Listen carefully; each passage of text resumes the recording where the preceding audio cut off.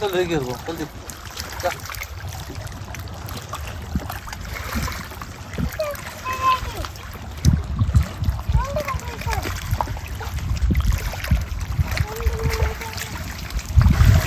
শোনো কাল 5 সালে পাবো নি আর না যাবে নি একবারে পিয়ালি নাকি রাইখর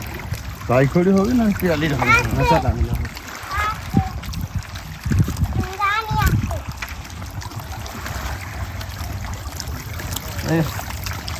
চলেই যাচ্ছি